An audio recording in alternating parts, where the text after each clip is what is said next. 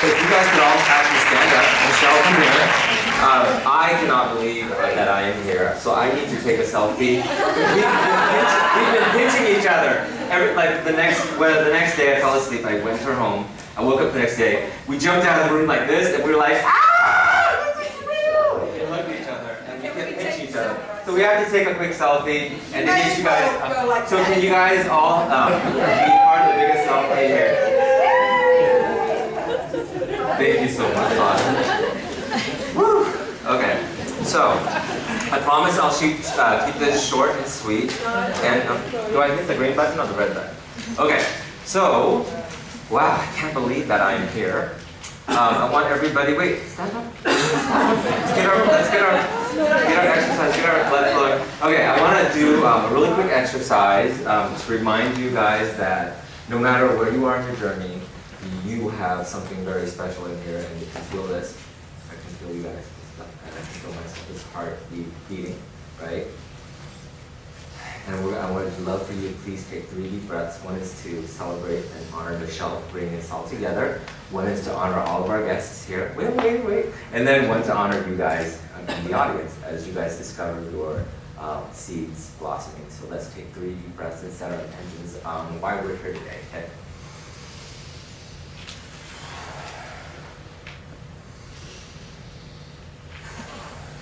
Think all good thoughts, can you breathe in? Let the stress melt away. Let us begin. I'm so excited. Okay, so, see, thanks for the standing ovation right in the beginning. Okay, so, there's 2 words that I thought of when Michelle called me, like Amrit. She called me, she was like, hey Toan, I know you're busy. I teach at university. I teach multimedia in San Francisco. And we're in middle midterms and all this stuff. I know, Go Inspire Go, my multi-platform website thing. We're busy doing a bunch of stuff. And I was like, yes for now, tentatively, but let me check my schedule to make sure everything aligns. And of course the universe sends opportunities and people your way when you're aligned with your message in this world. So I called her back and everything came into place. And I I made a stopover in Hawaii for me. Because it's a long flight, and I had to come here. And so I was literally in bed, and I popped up in the middle of the night, and I'm like, ma and aha. Those are the 2 words that I wanted to share with you. And ma, I'm going to give you guys a lesson in Cantonese right now. Ma has 3 different meanings to me. So ma, if you say ma, can you guys all say ma? Ma. Oh, you guys are good. So ma means mom. Okay? Ma. Can you guys say that? Ma. It's like tonal. Ma means grandmother, paternal grandmother. Okay? And say ma, bring it down. Ma means force. So if you switch slight intonation, you're in trouble with your in-laws. Aha to me also has 2 meanings. There's a moment in which I think we're all given this gift of experience, and I feel like all of our experiences are like scattered dots or scattered ahas behind us, okay? And so if you pay attention to them like our lovely guest speakers here, then you're like, aha! It's that 3 a.m. moment. Yes, mine was at 3:30 a.m. by the way. Then there's a aha. And that's what you guys all talked about today, because what that means is, aha, I see. All the challenges you guys are going through, that I'm going through, aha, there's a meaning to all this. Okay, so I had to show a picture of my paternal grandmother, Ma. This was me when I was like 2 years old, snot nose. This is in Indonesia, I think, in a refugee camp. And this is my grandmother who was homeless in Vietnam. She was pregnant, had 2 kids. She's Buddhist. She taught me the values and taught me the spiritual way. So I believe that just being next to her was the first kind of seed that was planted. Okay? This was where my story started. I'm in the womb, in utero, with my mom here in the furthest left. And my story started in Saigon, Vietnam, which the picture you saw was taken. And that picture was taken shortly after my mom, before she gave birth to me. And my parents back in Vietnam, in Saigon, after the fall of Saigon in the late 70s, I date myself age, they wanted to escape Vietnam so that we could have a better chance of an education. So we're part Chinese and French, but we were all born in Vietnam. And they had a cast iron nail company, pretty wealthy. I never saw it as they would have it. I was 8 months old. My dad had the courage to say, I want my kids to have a chance at an education, and I want you guys to have freedom. So what happened was, my dad and some other business people built a boat, and in the middle of the night, one night, we tried to escape with several hundred people. Well, we got caught. I think my parents and the other business people paid them off, and then my parents and the other business people did it again, and we escaped. And we spent about 2 years, a little over 2 years at a refugee camp in Indonesia, and then we got our paper sponsored, and we ended up in South Sacramento. That's in front of the state capitol. That's me, in awe of everything, still at number 12 right there. And when we got to South Sacramento, we were in a really bad neighborhood, and there was 10 of us in one trailer. We lived in one trailer, and we had $4 in our pockets. And while many of you guys I know, I see some faces like, but don't feel bad. My mom was like, we were all together, we were all healthy, and you guys have opportunity. But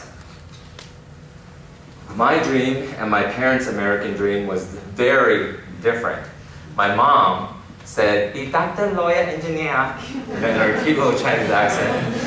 And for me here, I was like, well, I wanted to be, I knew I loved talking with people, so I was like, maybe I want to be a TV reporter. And yes, that is, I was a TV reporter in San Francisco with the big hair, playing the role of TV news reporter. Yeah, and 5 people died, as you could see behind me. I loved watching PBS, which is public broadcasting, and I thought it would be so great one day to just work for PBS. I can even write scripts for the hosts of the shows. And then I also thought when I'm old and gray, I could teach. And I ended up doing all this. I became a TV reporter while I was in Wausau, Wisconsin, Midland, Texas, Fresno, and then to San Francisco, where I landed. I hosted a show on PBS called California Heartland, the statewide show. And I taught at 2 universities, the University of San Francisco, blogging, multimedia, blogging your passion, and presenting. And I did all that by the age of my early 30s. Luckily we're Asian and we look young. Okay, so when I was a TV reporter, I was playing a role like many of us do. We feel like we have to play a role. I mean, the moment that we're born, Dr. Wayne Dyer says that the moment you're born, your parents are trying to play a role.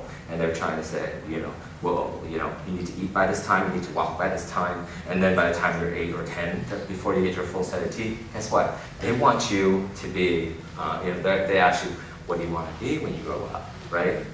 And it's just like, give them a break, let them be kids. And we're always pushed to be incongruent, okay, with who we really are. And I think that damages us in a certain way, but of course we have this miracle called ahas that really wake us up. But it's up to us whether or not we listen to that. And then we take action. So you get a seed and you don't plant it, and nothing's going to happen, right? You need the soil, you need the water, sunlight, and all that good stuff. So I went off and I became a TV reporter for 8 years. And I thought, I'm going to be so happy because I'm going to have money, I'll be famous, ego gets in the way when you're young. And people will know me and all this stuff. And I was there, and I was like, when do I arrive? I'm here, and I'm still so unhappy. And there was this void in my heart, this void of joy. And, there's several ahas. So one of the ahas was when I was a kid, my parents said they wanted me to be Dr. Lawyer Engineer. And as a kid, I was so fascinated with connecting with people and reading and writing, and I read every book I could get my hands on. And I remember in the shower, in my little reporter voice, I would read the shampoo bottles like, rinse, lather, repeat, methylparaben, stuff I couldn't even pronounce. My mom was like, who you talk to in shower? I'm like, no one, Mom, no one. I would read books out loud, And that's what I wanted to do, but again, my parents pushed me to do something else. And I took, advanced biology and all this crap. I was like, oh, I don't feel good doing this. And I can't be a doctor because I'll accidentally kill people because I hate blood, and chemistry and all that just drove me batty. So when I went to college, I told my mom, that your American dream is different than my American dream. And my mom didn't talk to me for a bit, for several months, because she was like, we have food here for you to eat. Why do you have to leave? You don't love us?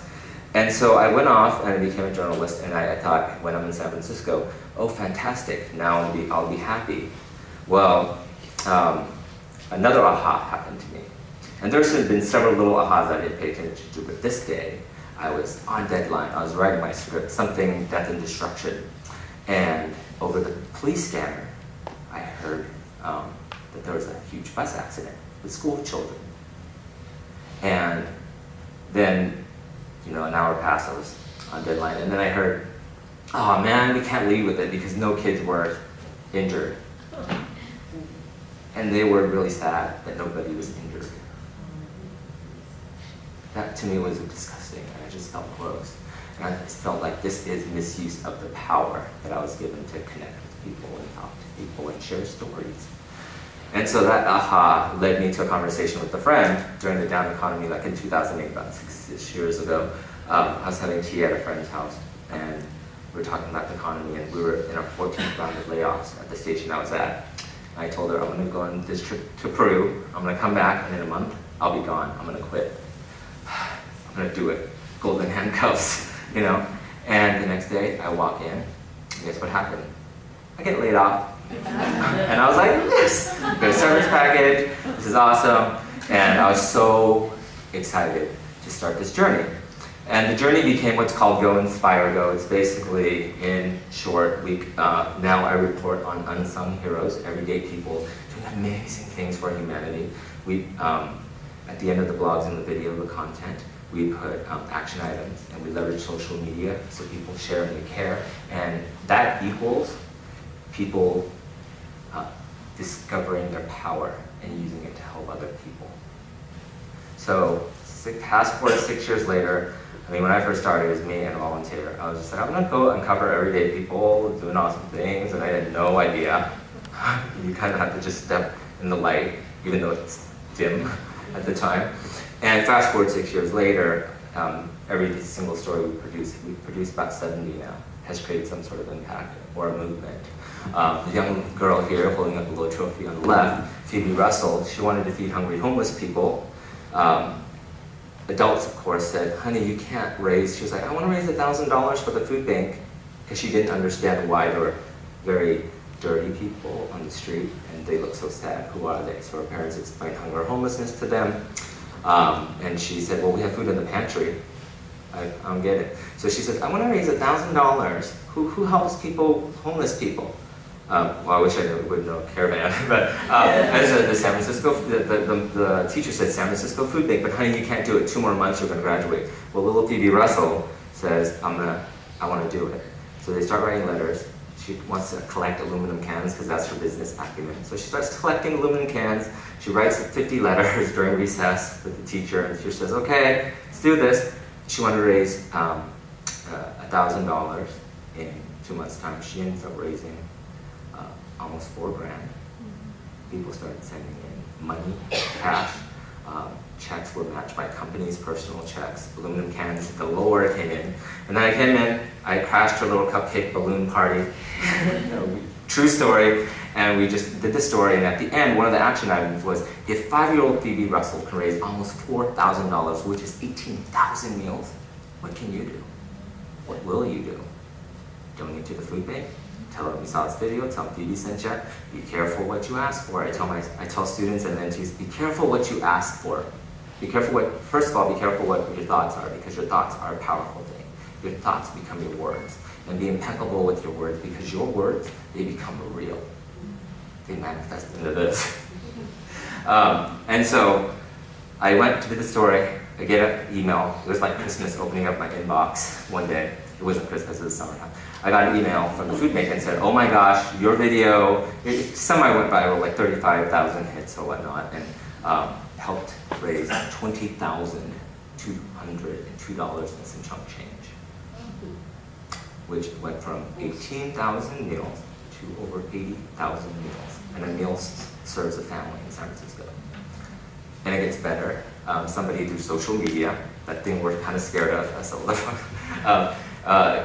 emailed me and said, "Hey Toan, this story is awesome. Send this video to this chicken company, whatever," and they ended up donating 15 tons of chicken to the food bank. And 3 kids replicated Phoebe's project. So we covered that story, and then fast forward a year later, we did another video because Phoebe by this time was in the 1st grade. And at recess, she would ask her friends to go to the food bank and help pack stuff, because that was her thing now. And 3 kids replicated her project that saw her little trophy and stuff. And the teacher showed them the video at her former kindergarten class, and we helped her raise over 200,000 meals for people in our community. And I was like, look, I'm not rich, I'm not famous, but you know, I care. And I answered the aha. We sent 32 kids to school in Haiti for a full year, and I wanted to share with you guys a video, of course. Jorge Munoz, this guy in the middle. Jorge is known as Jorge Munoz, school bus driver by day, immigrant from Colombia, but at night he's known as the Angel in Queens, New York. And this guy, for over a decade, over 10 years, every single day, this guy has spent half of his salary, he makes $700 a week. Do the math, New York is expensive, it's like Sydney. He spends half of his salary, buys enough groceries every night after a school bus route to feed over 150 people. And he goes to the subway stop like clockwork at 9:30, packages these home-cooked meals cooked with love, and gives them to the immigrants out there. So I'm not going to talk much about it. I wanted to show you this video, and then I'll do a quick follow-up.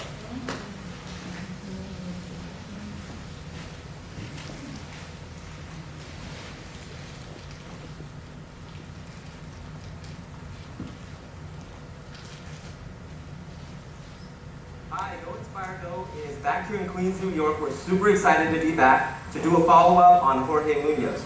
Now, Jorge Munoz, we featured just a few months ago. He is in charge of the Angel in Queens project, where every single night he and his family have cooked more than 120 meals every single night and goes out to a subway stop nearby and delivers it. Now, in the past 4 years, he's responsible for delivering more than 70,000 hot meals to people. So we're back here because we have a surprise from one of our viewers, and we'd love you to come along for the journey.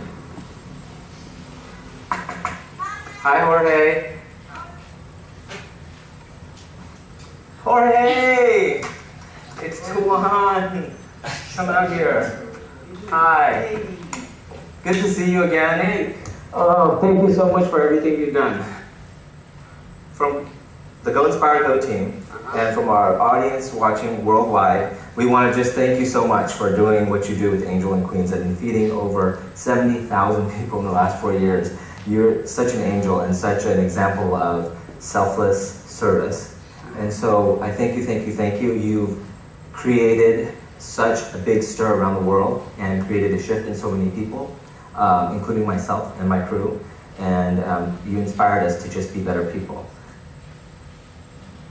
So I wanted you to meet some of our Go Inspire Go friends. These are the Spungans. This is Debbie and this is Glenn. Hi, how are you? Debbie and Glenn. They came all the way out here from Chicago to meet us so that they could meet you because they're so inspired by you and everything that you've done. We heard about your story. It's just an amazing thing that you do. How charitable you are. You are an inspiration for everybody around the country and around the world.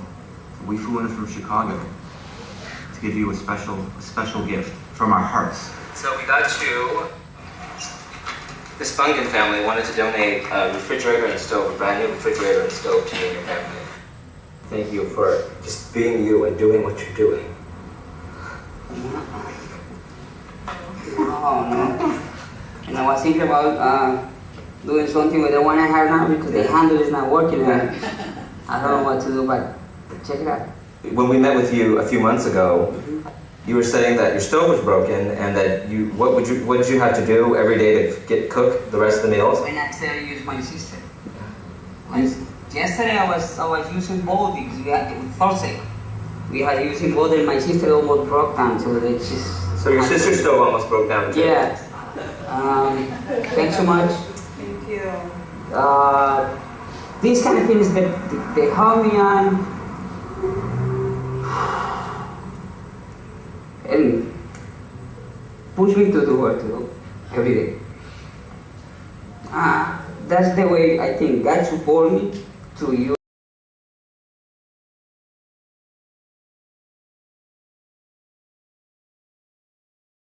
And what more can we do for others? And it's great. You are such an inspiration, and I truly thank you. Thanks so much. Thank you. Once the setup was complete, we all wanted to give Jorge a break from cooking. So what do you think?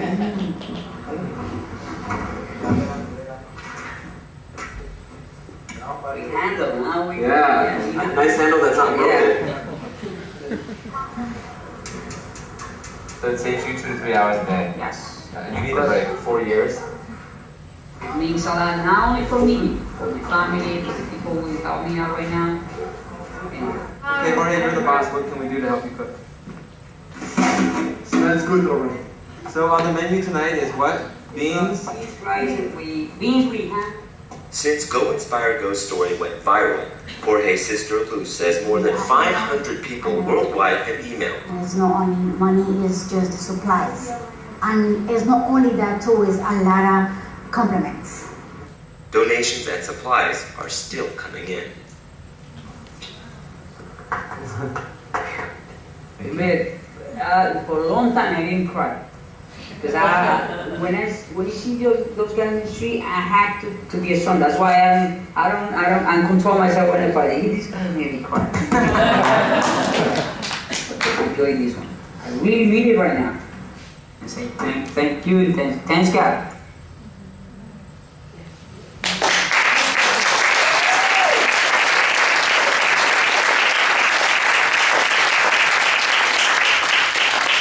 So by the way, I wanted to mention that these are all volunteers that came along to help shoot. Another charity saw what we were doing, they wanted to cook for them, so they're like, hey, can we tag along? And we wanted to call a local mom and pop shop to get the refrigerator and stove that the family contacted me and wanted to give him. So we, Lens Appliances said, hey, can we send a bunch of their employees wanted to come. They threw in delivery of the stove, setup, and recycling everything on the house. And they gave him they surprised him with a microwave. So, thanks for watching that. So let's see okay, so again, remember earlier I said there are ahas and there are ahas. So I wanted to share with you guys my ahas first, okay? So first off, I'll start off with the newsroom. I'll go below, bottom up. So the newsroom bus accident, which I explained. Then there's a teacher by the name of Carolyn Weber that changed my life forever because she was the first person who, in my adult years, I was 20 at the time, in university, she saw me and heard me for the first time. I told you guys that as a kid, my parents wanted me to be a doctor, lawyer, engineer, and I had the audacity to go and take this class. And Carolyn Weber was actually, you remind me a lot of her, she was very elegant, like Claire. She had a lovely British accent, said getting her doctorate in romantic literature. Okay, I have a really bad British accent. I'm not going to go there. And she was studying at Oxford, getting her doctorate, and she was doing a sabbatical and teaching at the University of San Francisco, expository writing. So I had the courage to take her class. And the first assignment was to write about a one-page snapshot of an autobiographical moment. I don't even remember what I wrote about. I was so nervous, like knees knocking. I turned it in, and the next week I was just going to skip class and drop because I was like, oh, she's just going to tell me what my parents and other people tell me in mathematics and science, and I suck and whatnot. Didn't say that. But anyway, I had the courage, and I walked in class thinking that she'd rip me to shreds and embarrass me in front of everyone. And she walked up with a piece of paper, and she handed it back in a perfect red penmanship. Cursive writing is beautiful. I still remember it. In the middle of the paper, it said, "You are such a gifted and lively writer. What will you do with your talents?" And I'm shaking saying that because for the first time, somebody heard me and saw me and felt me. And that's what we all want, isn't it? We all want to be seen, developing love for who we authentically really are. So I thought, I'm going to be a journalist, I'm going to save the world. And some of the TV reporters that I followed around, they're like, you were different because you always wanted to stick around, help the people, like set up accounts for them, and want to know their story. And it's no wonder why you do what you do today. So Carolyn Weber was one of my other ahas. Then there was 4 deaths. After 4 deaths in 1 year. After I started my career, a year into it, I was in Wausau, Wisconsin. I got a call from my brother, and he said, "Hey, Toan, sit down. I have to tell you something." And my brother's always joking, if you know him, and so I knew something was wrong. And he said, "Hey, sit down. I have to tell you something. We just got a call that Dad was diagnosed with stage 4 stomach cancer." And I was just shaking, and I said, "Okay, I'm going to take the next flight home and see how he's doing." And I go home. When you go away from college, and you go up into the real world, you come home and you think that your parents grew with you, or family. Everything's on pause, so you go back and you're just like, okay, play the VHS tape. So I'm at the hospital, and my dad says, "When you be a doctor? Why don't you quit TV reporting?" And I'm like, I'm here to come, be with you, Dad. And I took care of him for 6 long months. He was diagnosed to live 6 months, and 6 months to the week he passed away. It was the most horrible time ever. And then shortly after that, my dad was about 58 years old. And shortly after that, my mom's sister, my favorite auntie, how do we call it? She was diagnosed with breast cancer, and she fought, and then she lost her battle 3 months after my dad passed away. And then my ama passed away, and my papa, which is my maternal grandmother, passed away all in a year's time. And what that made me realize is, wow, we don't got that much breath, we're on borrowed time. So what will I do? What will my legacy be? And it doesn't have to be something grandiose. It's just like, what do I want people to know? And my message is, you all have a power. We all have that power inside of us. What will you do with your power? So that was my aha. Those were my ahas. I had several. And then my ahas were that people show up in different opportunities. Funding shows up. Everything just, I needed a lawyer to set up my nonprofit, Go Inspire Go. A lawyer pops up. I need a producer, an editor. People pop up. And, people like Michelle and other people here just pop up in your lives, and you are supported. You just have to trust that. And I love every single one of you that talked. I got something. I felt something here because you follow your heart. Don't think with you. Every time I made a mistake in life, personally and professionally, I thought, "Well, this too much," overanalyzing. Instead of one of my mentors says, "Don't overstand, understand." And what you understand is that you have this gut for a reason, and it will guide you. No matter how crazy it sounds to other people, like Emily said. The other thing was the impact of stories. Oprah says one of my favorite quotes. She says, "Once you know, you can't pretend you don't." And that's what you guys have all represented here. I know that I love reading, writing, talking. I can tell the story. And I know that there are everyday people out there that need a spotlight on them. And I know that there's also people that need that spotlight to shine within them. So, I set up Go Inspire Go through a ton of little mistakes, but happy mistakes, because all mistakes in darkness, remember that in darkness, whatever challenge you're going through, there's intelligence being sent to us to shift it, to move it, to do something else. And it guides you on the right path. And of course, the connectedness. Gosh, you guys all talked about this. There is some sort of connectedness that I feel with everyone here. I go on walks a lot. In nature, if you look at my Instagram account, my Go Inspire Go Instagram account, it's full of the beautiful things I see in and around San Francisco, and at the Sydney Opera House the other day, and it's just the world through my lens. And I just feel so connected with everything. I'm just like, oh my God, look at the water, the waves. Every day I'm in awe of something. I always live in awe and wonder. Like that little boy with the 12, that was me with the shirt. I always woke up thinking, what am I going to do today? Who am I going to learn? What am I going to learn? Who am I going to meet, right? And that was, again, I refound that little boy in me after discovering what my message was to the world. And Go Inspire Go, again, it was me and a volunteer 6 years ago. Now it's over 100 plus volunteers around the world. we're just got done shooting a TV show pilot, and that we want to, that we're talking to some networks about. But you know, you guys all have, you don't need a show, you don't need a platform, a website platform or anything. It's like your platform is who are you connected to? People in your lives, the kids in your lives, the elders in your lives, the homeless people in your lives. We're all more connected than we'll ever know. And then I wanted to also end with you. Pay attention to you, to how you feel, to your heart when you're not feeling well. Even though you thought it was being over dramatic, like I totally am kind of over dramatic when I get sick too.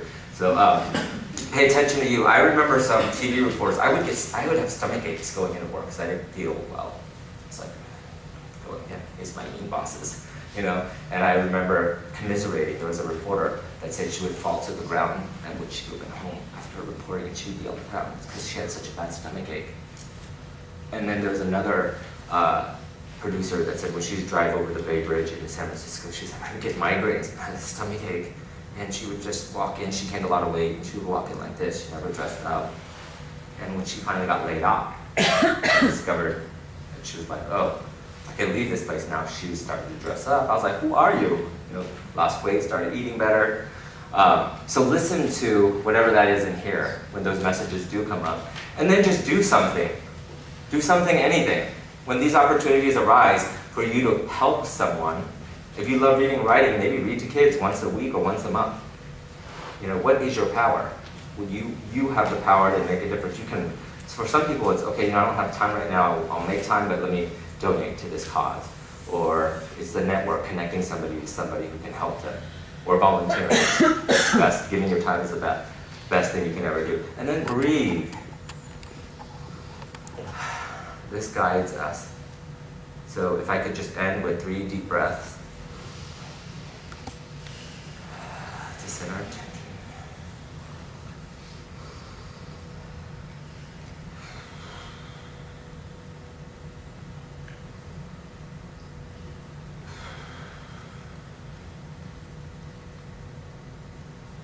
My elephant thing, you want me to? One more really quick story, because I want to share one story with you guys. This is what happens when you do what all these people did here that are sharing their stories with us.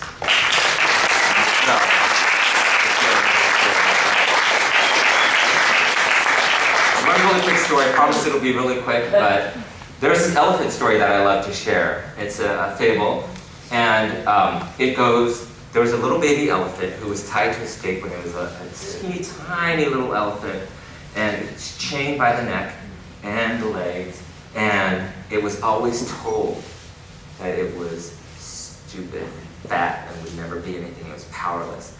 And this elephant grew bigger and stronger, right? But it never knew its power. It could have just swung its tusk and walked away free to discover what it needed to, but it never did. This big old elephant. And I want to ask you, what have people told you, or what are the challenges that you are going through, and how can you break free from that? And just take that one baby step. Remember, a seed, a little baby seed, planted in the earth with maybe Amrit would help, but with soil and water and sunlight could grow into this really big, powerful redwood tree. So I just wanted to ask you, what will you do with your power? Thank you.